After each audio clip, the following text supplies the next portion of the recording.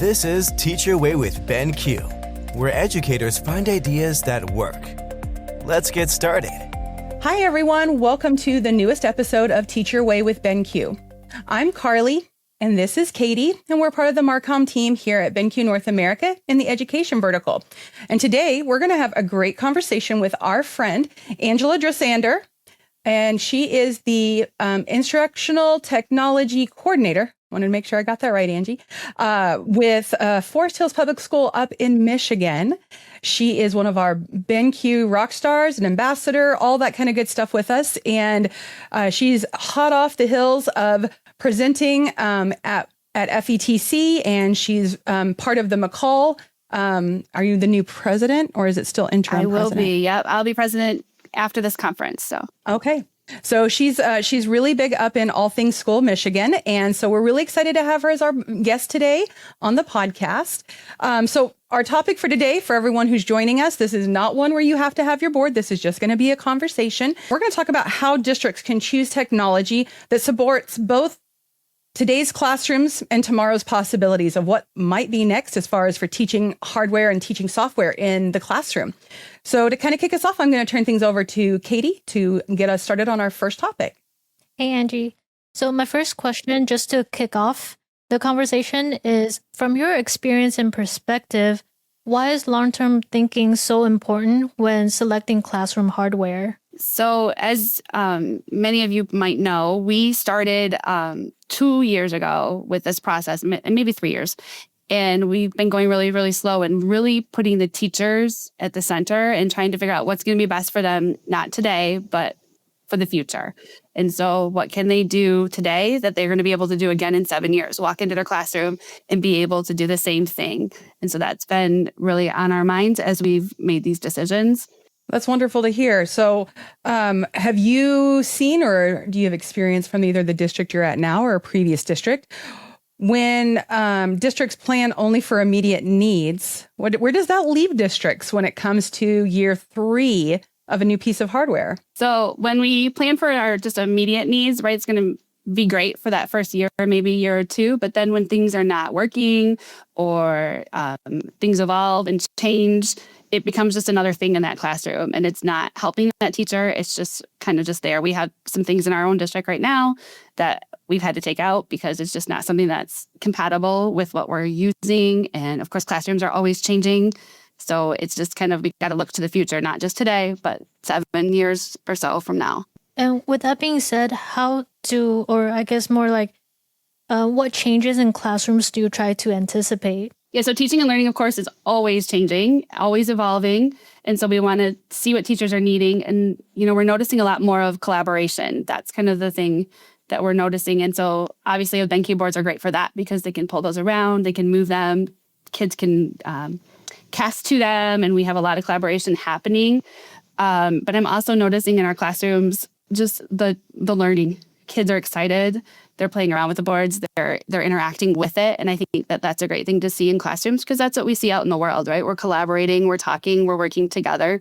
And so I think that's a big change that we're seeing. That's wonderful. Again, so what do you think makes hardware future ready? That's a very good question. So for us, when we're evaluating hardware and things like that, it needs to be easy for all types of teachers. We have teachers of all ages and all experiences. So we need to make sure that it's adaptable for all teachers. And then, of course, we want to make sure it's compatible with the other things that we have, the laptops we're using, the Chromebooks, the document cameras, and then also kind of a central space to update because there's always updates. So having that central spot that we can just quick send out an update is awesome. And then, of course, reliable and always adapting is helpful as well. So it's not just going to stay the same way, that the company itself is adapting as well. All right. In that case, what kind of characteristics are you looking for when you're thinking about getting hardwares that are adaptable over time? So a lot of what we just said, it's got to be compatible with all of our stuff. Teachers need to be able to use it quickly and efficiently and not have to worry about a lot of training. I mean, we provide quite a bit, but that they can kind of have that little bit and feel comfortable going with it. Customer support is huge, and having that be able to be at the forefront if there's an issue having that customer support, which of course BenQ does an amazing job of. Oh, well, wonderful. Well, we love hearing that. I know our engineering team works very, very hard to make sure they take care of all of our clients and keep them successful in what they're doing. So how do you evaluate whether a device you kind of already answered this, I think, more than anything else. But when you guys were looking at interactive whiteboards, what kind of spoke to you differently about the BenQ board than some of the other ones I know you guys looked at? So, of course, we made it very intentional to have teachers involved in the process. We are kind of a larger district, and so at least larger for Michigan. Having the teachers involved was big because then we get the buy-in from them as well. So we put a lot of boards in front of them. And, immediately they were like, this one doesn't fit my needs. This one doesn't fit our needs either. And we are a Google Workspace school. And so the Google certification is awesome. Teachers are very comfortable just swiping their card and having all their Google things right there. And so that comfortability is really helpful in our decision making too. And they were like, the security of this board is great. Having my card, I can go anywhere in the district. It felt safe for them. It felt easy for them. It felt intuitive to them. And so that was the best feedback we could get. And then, of course, we were surveying them throughout. We've been supporting them. BenQ's been supporting them, bringing in different trainers to help out. So I think that they all feel very comfortable, and we can see that that's going to be a great long-term fit for us. All right. With all that said, what role does software compatibility play in your decision-making? Well, I think that that's huge because they need to be able to do the things they need to do. So Google working with the boards is helpful because they do a lot in slides, they do a lot in docs. They're just in Google all the time. So that compatibility is helpful. And even just other apps that are on there that are helpful for our teachers, like Canva, CarePod, Kahoot, all those different things is very helpful. So let's talk future forward. Let's talk about planning smart technology investments. Let's talk about how does that currently look for your district, and what things do you see on the horizon that you have to start kind of thinking about now, or you thought about before you guys bought a large purchase like hardware for the classrooms? So again, we kind of went slow in the beginning in order to kind of go fast as we're moving ahead. So now that we have most of the district outfitted with interactive flat panels, now we're starting to look at laptops for the teachers. We're upgrading those laptops. So we're looking at what's compatible, what's going to work together, what's going to be helpful for the teachers, because we do have a lot of teachers who like to mirror their laptops. And so we want to make sure that that's still a possibility for them. And again, what other training and support can we provide is always helpful. I'm also curious, how do you align classroom needs with long-term tech planning? So we survey our teachers a lot as far as what they're feeling they need. And then we, in the technology department, also work with the instruction department and kind of talk through different things. Kind of instruction started our process of looking at interactive flat panels. They were noticing our projectors are timing out, let's say, or not living as long as they should be. And so it was just time to adapt. And so we kind of had that conversation with our instruction department and started working through that.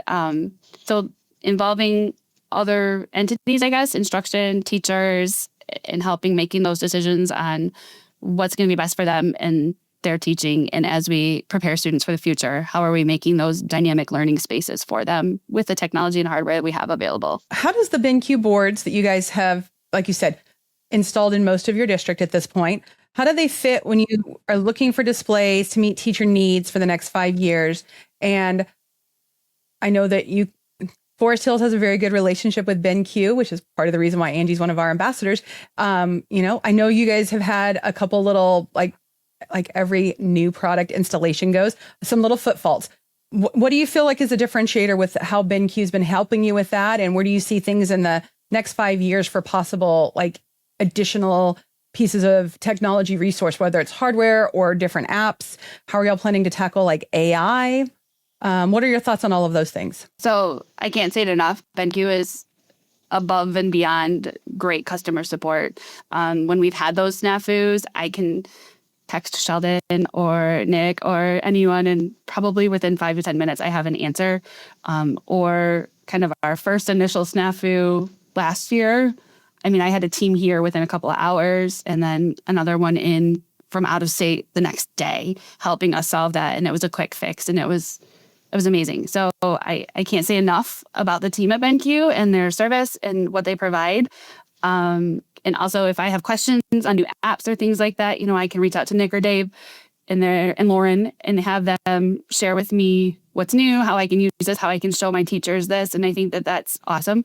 I think that's helping us prepare for the future. I know BenQ is always changing and adding things. And so being able to support teachers with that and show them, hey, we've got this new thing, we can work through that. We're working on some different levels of training with our teachers. So we're giving kind of that basic. And then as they become a little bit more familiar, we're adding new things because, of course, we know the board can do a ton. And at trainings, a lot of times I get the big eyes like, oh my gosh, that's so much. You've overwhelmed me. So, I'm trying to give them a little bit more, and they're realizing, wow, this can do this. Wow, that can do that. And it's transforming their classrooms, and it's transforming their learning, the kids' learning. I have teachers giving me feedback like, I'm enjoying teaching again. This is helping me reach my students a little bit more. And the classroom is a little bit more fun now too. So I think that that's awesome too. I would agree. And I think that that's also part of it is like when teachers find a way to still be passionate about something they've been doing for even in our jobs, like finding passion in what we're doing is part of the reason why a lot of us stick around. And a lot of teachers that we've talked to over the years have been like, oh, another piece of hardware that I have to learn, a different way of doing things. I think what you very eloquently, when you guys were presenting at FETC with us and everything else, have been able to say is that it meets teachers where they're at, and it allows them to continue teaching the way they are. And when they're comfortable, they can expand upon it. Maybe there's some different apps.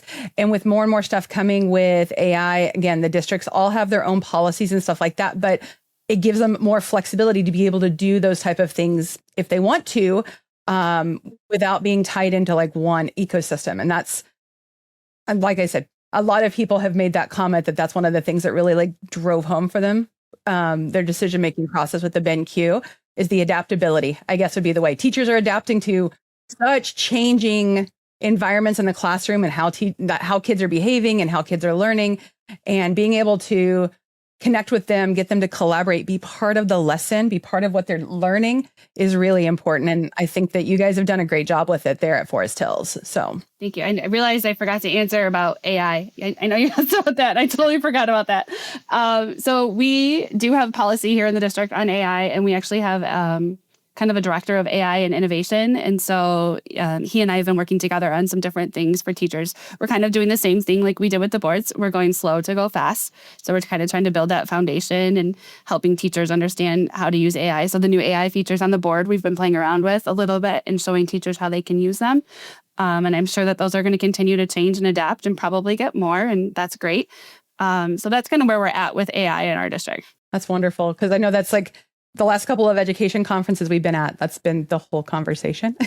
And I think it's because there's so many unanswered questions. And that's really where, like, as we're going into wrap up here, like if a district is selecting classroom technology and hardware right now, what do you think is the one thing they should prioritize to make sure it lasts, or at least make sure it meets their needs for, like you said, 5 to 7 years? Because that's what a lot of schools are holding onto the hardware for. It's expensive. Yep. And it's kind of that cycle, we go through a 5 to 7 year cycle with different things. And that's just the way kind of like bond money is and things like that. So got to make sure it's going to meet our needs for all of those years. So what would you think would be the one priority that they need to focus on when they start thinking about, if like another district is thinking about new tech, what is the one thing you should think they should prioritize to make sure they get it right and that it's a good investment for the district? I think that they need to make sure that it's going to meet the needs of all their teachers in all their classrooms. And it's going to be something that they can evolve with. So that it's, like I said in the beginning, I can go in and use it today, and then I can go in 7 years and do the same thing or even better and still be able to use that tool and it being relevant in the classroom. Wonderful. Did you have anything else, Katy? Nope, I think you answered everything we have. Well, just in closing, I want to thank everybody for joining us today on the podcast. I definitively want to thank Angela Dressander, or Angie as we call her, because she's awesome.